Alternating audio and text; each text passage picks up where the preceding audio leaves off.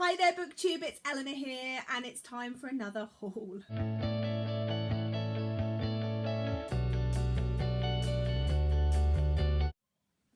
Whenever I film these videos, I'm just like, oh, it's a haul video again.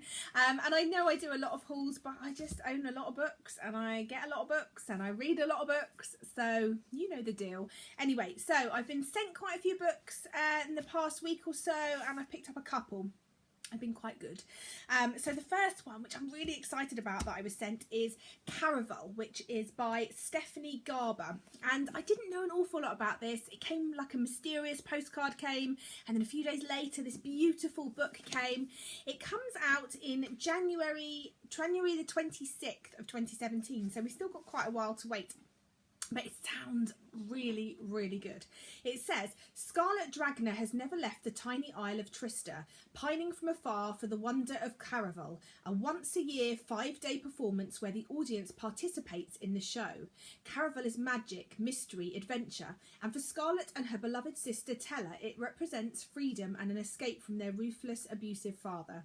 When the sisters' long-awaited invitations to Caryville finally arrive, it seems their dreams have come true. But no sooner have they arrived than Tella vanishes, kidnapped by the show's mastermind organiser, Legend. Scarlet has been told over and over that everything that happens during Caryville is only an elaborate performance, but nonetheless she quickly becomes enmeshed in a dangerous game of love, magic and heartbreak, and real or not, she must find Tella before the game is over and her sister disappears forever. Dun, dun, dun. Another book that I was sent this time through a subscription service was The Emperor's Knife by Mazarkis Williams. I hadn't heard anything about this, but it sounds really interesting. So basically there's this sort of disease in this city and people start to become covered in their body in these geometric patterns when they get the disease, and once they start getting covered in these patterns they sort of become under control of this sort of pattern master. I think this is sort of about like royalty and assassins and someone out to sort of save everybody and courtly intrigue, but with this sort of pattern virus and magic, and it just sounds really fun, so I'm looking forward to trying this one out. And next up was a book that I was so lucky that the lovely Jen Campbell sent to me. She is such a sweetheart. She sent myself and Mercedes a book that she read and decided instantly that me and Mercedes would love because of how much we loved Sweet Home by Cara Spray. So I am so excited because when she said that that's why she thought we would love it, I was like, right, I'm in there. It's a short story collection like Sweet Home, and it's Dinosaurs on Other Planets by Danielle McLaughlin. It's a beautiful, you can't really get the full effect here because it is such a light cover. It's a really beautiful book and not one that I'd heard of before. It says, a woman battles blue bottles as she plots an ill-judged encounter with a stranger. A young husband commutes a treacherous route to his job in the city, fearful for the wife and small daughter he has left behind. A mother struggles to understand her 9-year-old's obsession with dead birds and the apocalypse.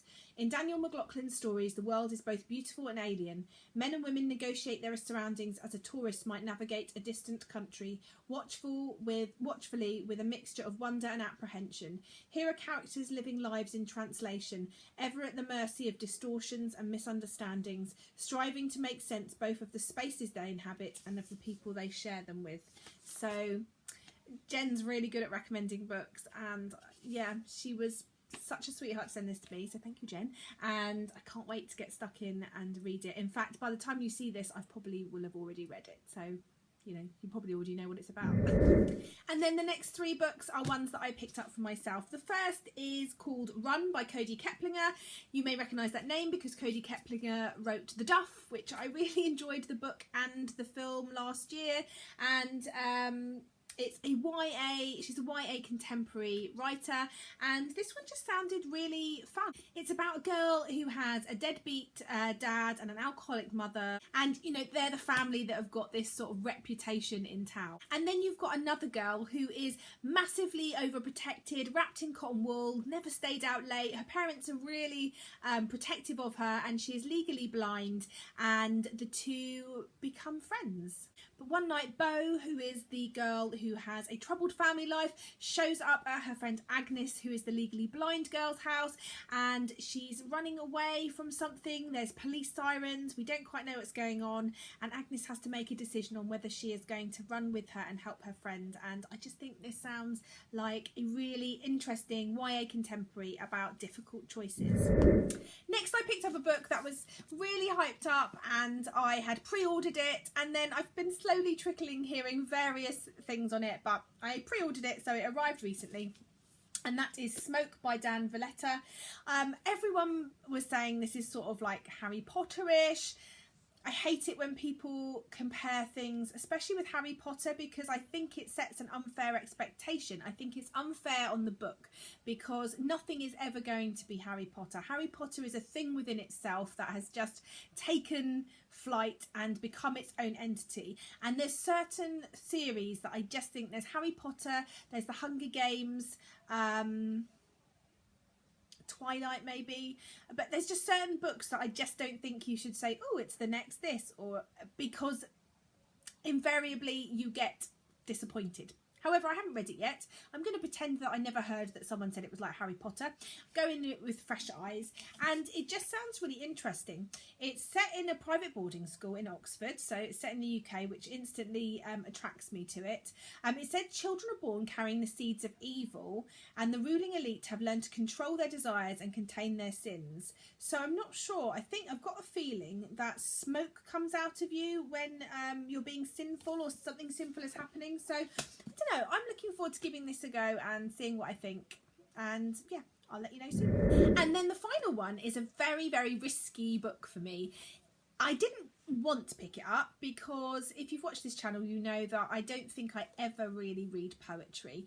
I don't really understand poetry. I was chatting to Mercedes recently. I just feel like I'm missing something with poetry. I don't really get it, and I need someone else to teach me. Like she said, when I was at school and we looked at in depth, I felt like I understood it, but I need that to really get poetry, otherwise I don't really get it, and so it often falls short. But I have picked up this poetry collection because I just keep hearing wonderful things, and from a really wide spectrum of people that I follow on BookTube who read a wide variety of books, and it seems to be a book that across all spectrums everybody is loving. So I picked up Milk and Honey by Rupi Kaur.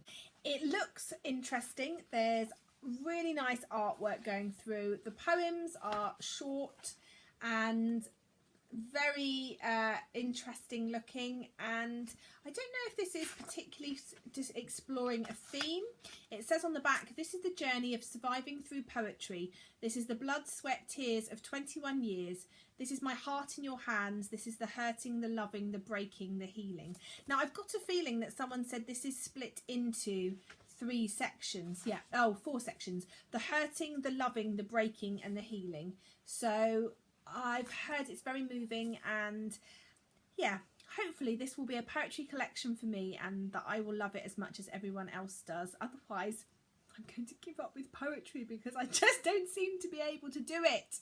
It's really frustrating. Jen, you need to do some sort of workshop, like not for writing poetry, but for it needs to be some sort of I don't know, enjoying poetry workshop, or introduction to poetry, or some sort of poetry appreciation. There you go, Jen Campbell, I need a poetry appreciation workshop and I will be your first customer. Anyway, so fingers crossed on this one. But they're the books that I've bought or received recently. Let me know if you've read any of these. Do any of these pique your fancy too? And I look forward to speaking to you soon. Bye for now, BookTube.